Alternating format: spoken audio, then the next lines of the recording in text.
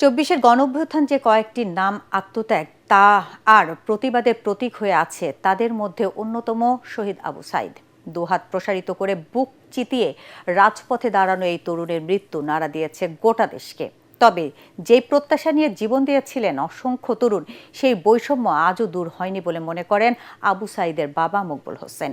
রংপুর থেকে ফিরে এহসানুল হক গনি স্বজনের ক্যামেরায় আরও জানাচ্ছেন খায়রুল আলম। জুলাইয়ের উত্তপ্ত দুপুর, রাজপথ জুড়ে উত্তেজনা, স্লোগান আর আন্দোলনের ঢেউ।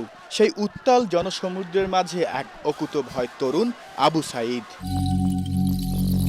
বেগম রোকেয়া বিশ্ববিদ্যালয়ের মেধাবী শিক্ষার্থী, যার পরিবারে দরিদ্রতা ছিল নিত্যসঙ্গী।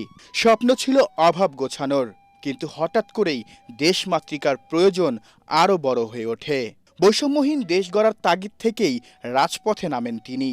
আমার ছেলে একটা মেধাবী ছিল, এই রকম পরিবারের মধ্যে থেকে টিউশনি করে মানুষের ছেলেক পড়ে, খুব কষ্ট করে পড়ছিল। ২৪-এর ১৬ই জুলাই আন্দোলন ক্রমেই অগ্নিগর্ভ হয়ে ওঠে।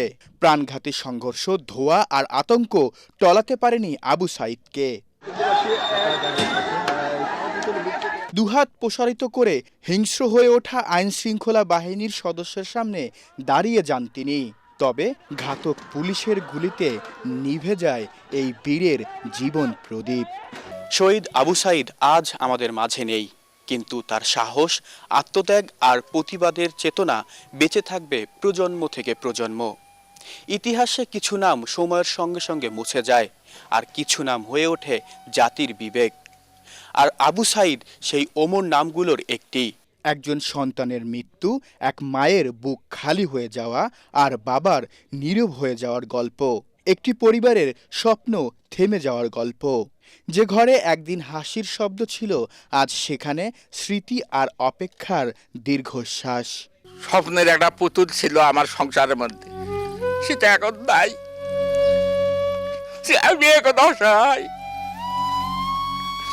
সরকারের কাছে আগুন দাবি জানাই যে বিচারটা কার্যকর হোক। দেশে এবং দেশের বাহিরে তাদের সাজাপ্রাপ্ত যে আসামি আছে, তাদের যেন যথাযথভাবে তাদের শাস্তি কার্যকর করে। আবু সাইদ, তার নাম আজ উচ্চারিত হয় সাহসের প্রতীক হিসেবে।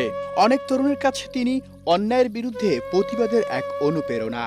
জুলাইয়ের সেই রক্তাক্ত অধ্যায়ে তার আত্মত্যাগ বাংলাদেশের ইতিহাসের একটি গুরুত্বপূর্ণ বাঁক হয়ে থাকবে।